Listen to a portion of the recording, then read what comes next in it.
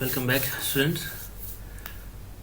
Today we will discuss double revolving field theory of a single phase induction motor. Okay. So, what is double revolving field theory? Basically, it's a theory which states that a pulsating magnetic field can be resolved into two rotating magnetic field of equal magnitude but rotating in opposite direction. ठीक है. अब single phase induction motor है, हम single phase supply देंगे इसमें. तो double revolving field theory states that a stationary pulsating field or sinusoidal field can be resolved into two rotating magnetic field each of equal magnitude but rotating in opposite direction. Or the induction motor responds to each magnetic field separately and the net torque in the motor is equal to the sum of the torques. तो अभी ये जो एक single phase sinusoidal था pulsating field था उसको हमने दो रोटेटिंग फील्ड में रिजॉल्व कर लिया, ऐसा ये बोल रहा है ये थ्योरी. और उन दोनों फील्ड का जो रोटेटिंग फील्ड है उनका अपना अपना टॉर्क प्रोड्यूस करेंगे वो रोटर में, और दोनों चूंकि सेम मैग्नीट्यूड के हैं और अपोजिट डायरेक्शन में है उनका नेट टॉर्क जो होगा वो उन दोनों का कुछ सम होगा. ठीक है. हाँ, हम जानते हैं कि single phase induction motor self start नहीं होता है स्टार्टिंग में, तो वो भी हम इसी थ्योरी से एक्सप्लेन करेंगे. ठीक है. तो अभी थ्योरी क्या है एग्जैक्टली हमको पता चल गया. तो इस थ्योरी से हम कैसे एक्सप्लेन करेंगे कि वो सेल्फ स्टार्ट नहीं होता है अभी नेक्स्ट उसमें. अभी फिलहाल तो हम एक मैथमेटिकल एक्सप्रेशन देंगे इस थ्योरी को जस्टिफाई करने के लिए कि कैसे हमारा सिंगल फेज जो है फील्ड है वो रोटेटिंग फील्ड में रिजॉल्व होता है. तो एक टाइम और स्पेस डिस्ट्रीब्यूटेड हमारे पास एमएफ है. The when winding carry sinusoidal current it produces sinusoidally space distributed MF whose peak value pulsated with time. तो एक स्पेस डिस्ट्रीब्यूटेड हमारा एमएफ है F equal to F peak cos theta, जहां उसकी peak value है वो क्या है वो पल्सेटेड विद टाइम. तो F peak is equal to F max cos omega T. ठीक है. तो फाइनली जो हमारे पास एम एफ है has both space and time distribution, तो हम उसको लिख सकते हैं F max cos theta cos omega T. ठीक है. अब इसको टेक्नोमेट्रिक एक्सप्रेशन हम सॉल्व करेंगे तो कॉस से कॉस भी बना के, तो हमारा एक टर्म आ जाएगा half F max cos theta minus omega T, एक आ जाएगा half F max cos theta plus omega T. तो यही हमारे दो फील्ड्स हैं जो अपोजिट डायरेक्शन में रोटेट होंगी. सो एक जो हमारा अल्टरनेटिंग था उसको हमने किस तरह से रिजॉल्व कर लिया. तो this equation tells us that pulsating single phase field can be considered as superposition of two rotating field rotating at synchronous speed in opposite direction. ठीक. एक फॉरवर्ड एक बैकवर्ड, तो एक इस डायरेक्शन में एक इस डायरेक्शन में मूव करेगा सेम मैग्नीट्यूड के साथ. ये तो हमने जो हमारा स्टेटमेंट था उसको मैथमेटिकल एक्सप्रेशन दिया. तो ये सारी चीज़ें आपको करनी है. एग्जाम में अगर आएगा डबल रिवॉल्विंग फील्ड थ्योरी करने को तो ये सारी चीज़ें एक आपको कवर करना है एक्सप्रेशन में ना, कितनी चीज़ें लिखनी है आपको.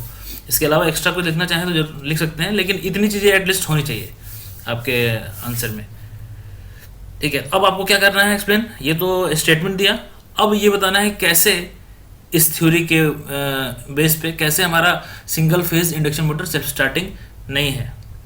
ठीक है. तो नेक्स्ट पैराग्राफ में हम ये एक्सप्लेन करेंगे इसमें क्या है. तो व्हेन रोटर इज स्टेशनरी, मतलब रोटर अभी आपका स्टैंड स्टिल पे है, तो the induced voltage equal and opposite. तो इस जो भी वो इंड्यूस्ड जो होगा वोल्टेज रोटर में वो इक्वल होगा और अपोजिट होगा दोनों. मतलब एक जो फॉरवर्ड फील्ड होगी एक बैकवर्ड फील्ड होगी, दोनों की वजह से जो ईएमएफ इंड्यूस्ड होगा या फिर करंट फ्लो होगा रोटर में या फिर टॉर्क प्रोड्यूस होगा वो इक्वल होंगे एंड अपोजिट होंगे. क्यों? क्योंकि स्टैंड स्टिल पे दोनों की स्लिप सेम होगी. एन जीरो है तो दोनों तरफ स्लिप जो है वो सेम होगी, यूनिटी होगी, तो दोनों तरफ टॉर्क सेम प्रोड्यूस होंगे. तो नेट टॉर्क जो आपका होगा वो हो जाएगा जीरो और आपका मोटर जो है वो स्टार्ट नहीं होगा, नो स्टार्टिंग टॉर्क. ठीक है. इसको हम अभी आगे सर्किट डायग्राम से भी समझेंगे. अच्छा, तो ये हमने इस पैराग्राफ में बता दिया कैसे वो सेल्फ स्टार्टिंग नहीं होगा है? क्योंकि हमारी थ्योरी बोल रही है दो रोटेटिंग फील्ड हैं दोनों अपोजिट डायरेक्शन में हैं. तो अब शुरुआत में जब स्टैंड स्टिल है रोटर घूम नहीं रहा है कहीं नहीं है, तो दोनों की स्लिप सेम है, तो दोनों तरफ इक्वल टॉर्क प्रोड्यूस होंगे और अपोजिट होंगे, तो net torque will be zero और मोटर स्टार्ट नहीं होगा. अच्छा, फिर स्टार्ट नहीं होगा तो स्टार्ट करें कैसे. ठीक है। तो स्टार्ट करने के लिए दो मेथड्स हैं सिंपल। एक तो हम कुछ इनिशियल रोटेशन उसको दें किसी भी डायरेक्शन में, तो उससे हमारा मोटर स्टार्ट हो सकता है, ठीक है। और दूसरा मेथड है कि हम एक ऑक्सिलरी वाइंडिंग क्रिएट करते हैं, ऑक्सिलरी वाइंडिंग लगाते हैं। एक मेन वाइंडिंग होती है, एक सिंगल फेज, और एक ऑक्सिलरी वाइंडिंग हम लगाते हैं। और दोनों वाइंडिंग इस तरह से होती है कि दोनों के बीच में दो जो फील्ड हो उनमें फ्लक्स फेज डिफरेंस हो, ठीक है। तो दोनों फील्ड में फेज, तो एक सिंगल फेज से टू फेज टाइप हम करते हैं, और दोनों में कुछ फेज डिफरेंस हो, तो उन दोनों के कॉम्बिनेशन से हमारा क्या होगा, एक रोटेटिंग फील्ड जनरेट होगी। और फिर उसके बाद तो थ्री फेज जैसा ही प्रिंसिपल है, रोटेटिंग फील्ड आएगी, स्क्वायरल केज रोटर होगा, कट करेगा और रोटेट होगा। तो वो जो दूसरा मेथड है टू फेज करने वाला, मेन वाइंडिंग ऑक्सिलरी वाइंडिंग, उसके बेस पे आपके सारे सिंगल फेज इंडक्शन मोटर हैं, जो number of types of induction motor में पढ़ते हैं ना, split phase induction motor, capacitor start, capacitor run, shaded pole, वो सारे उस बेस पे आते हैं। और एक बिल्कुल बेसिक जो हम समझ सकते हैं मेथड, यह है कि हम इनिशियल रोटेशन कुछ दे दें रोटर को किसी भी डायरेक्शन में, तो उसमें एक net positive torque, unidirectional torque मिल जाएगा और वो रोटेट होना स्टार्ट कर सकता है। तो उसको समझेंगे कैसे करेगा, ये लिख रहे हैं हम। However if the rotor is given an initial rotation bye auxiliary means in one direction, the torque due to rotating field acting in the direction of rotation will be more than the torque due to the other rotating field. Hence, motor will develop a net positive torque in the same direction as the direction of initial rotation. तो ये कह रहे हैं कि हम initial rotation अगर देते हैं किसी मान लो फॉरवर्ड फील्ड, फॉरवर्ड डायरेक्शन में देते हैं रोटेशन, तो फॉरवर्ड का जो फ्लक्स होगा और उससे जो टॉर्क प्रोड्यूस होगा रोटर में, वो ज़्यादा होगा in compare to backward field और बैकवर्ड टॉर्क से ज़्यादा हो जाएगा। तो इस तरह से क्या होगा, नेट टॉर्क जो होगा तुम्हारा आपका फॉरवर्ड डायरेक्शन में नेट पॉजिटिव टॉर्क लगेगा, ठीक है। और रोटर आपका स्टार्ट हो जाएगा एक डायरेक्शन में रोटेट होना। लेकिन इसको जस्टिफाई कैसे करेंगे, ये स्टेटमेंट आपने दिया कि हमने भाई एक तरफ रोटेशन दे दिया इनिशियल, तो उधर का टॉर्क ज़्यादा हो जाएगा। तो इसको समझेंगे, इस स्टेटमेंट को जस्टिफाई करेंगे। चलो, तो let N S synchronous speed है, मान लो फील्ड की जो स्पीड है वो एन एस है सिंक्रोनस स्पीड, और एन आपका रोटर स्पीड है, ठीक। एन स्पीड से हमने रोटर को, अच्छा, तो स्लिप का क्या होगा, slip of rotor with respect to forward field. Forward field जब जो हमारी है उसमें N S minus N by N S, तो उसका स्लिप हो जाएगा एस। और बैकवर्ड का स्लिप क्या हो जाएगा, N S minus of N opposite direction में, ठीक है। तो उसका अगर आप सिंप्लीफाई करेंगे तो उसका आपका आता है 2 माइनस एस। तो ये बहुत इंपॉर्टेंट चीज़ है, फॉरवर्ड की स्लिप आपकी एस आई और बैकवर्ड की 2 माइनस एस।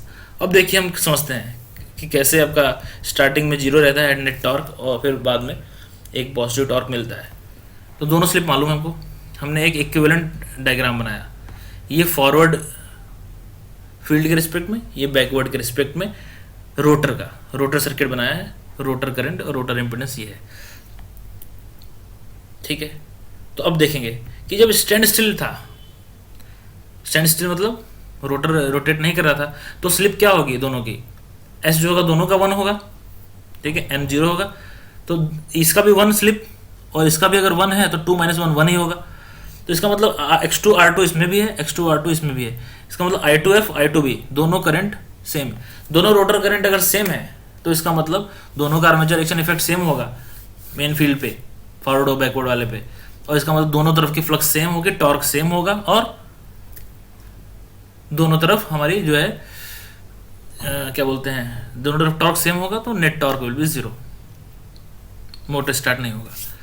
लेकिन हमने अगर इनिशियल रोटेशन दे दिया एंड फॉरवर्ड डायरेक्शन में लेट से, तो क्या हुआ, अब जो है स्पीड जब गेन कर लिया मोटर ने, तो R2/S जो है, S बहुत कम हो जाएगा स्लिप ना, तो ये R2/S वाला पोर्शन बहुत ज़्यादा हो जाएगा, तो ये R2/S will be greater than R2/2 minus S. Obvious है, वो S बहुत कम हो जाएगा तो ये वाला पोर्शन बहुत ज़्यादा हो जाएगा इससे, तो ये इस इम्पिडेंस जो फॉरवर्ड का है वो बैकवर्ड के इम्पिडेंस से ज़्यादा हो जाएगा। तो क्या होगा कि फॉरवर्ड की करंट बहुत कम हो जाएगी बैकवर्ड वाले से, इम्पिडेंस ज़्यादा करंट कम, इसका मतलब बैकवर्ड की करंट ज़्यादा है।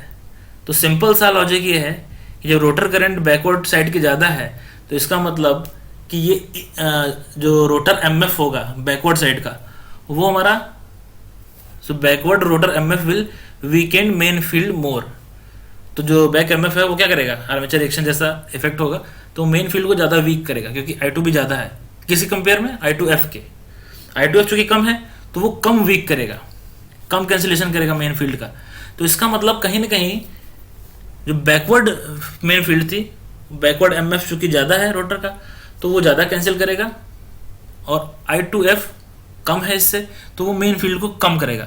इसका मतलब कहीं ना कहीं मेन फील्ड जो फॉरवर्ड डायरेक्शन में थी वो स्ट्रेंथन होगी as compare to backward field, backward direction में जो फील्ड थी।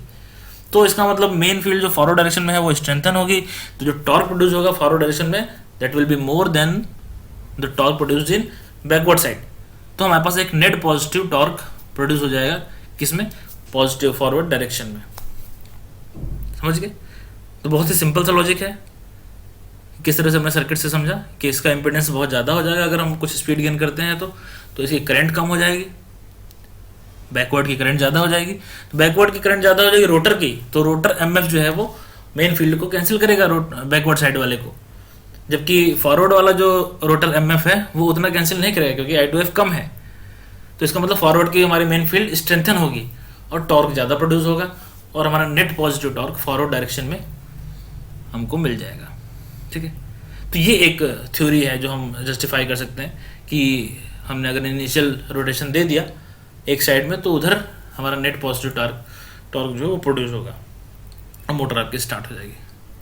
ठीक है, तो ये सारी चीज़ें आपको इसमें दिखानी होगी, लिखनी होगी। डबल रिवॉल्विंग फील्ड थ्योरी अगर आया तो डिपेंड करता है कितने मार्क्स का क्वेश्चन है। छोटा है 5 नंबर का है तो आपने स्टेटमेंट दिया और वो मैथमेटिकल एक्सप्रेशन दिया, दैट वाज इनफ। ठीक है, और उसके बाद अगर कुछ ज़्यादा मार्क्स का है, 8 नंबर का है, 10 नंबर का है, तो फिर आपको ये सारी चीज़ें एक्सप्लेन करनी होगी, सब चीज़ें। पहला तो कैसा स्टेटमेंट क्या है उसका जस्टिफिकेशन, उसके बाद फिर क्यों सेल्फ स्टार्ट नहीं होता है, और सेल्फ स्टार्ट नहीं होता है तो फिर कैसे स्टार्ट करें, और फिर वो आपको ये इक्विवेलेंट सर्किट से ये सारी चीज़ें समझानी होंगी कैसे हमारा नेट पॉजिटिव टॉर्क मिलता है। ठीक।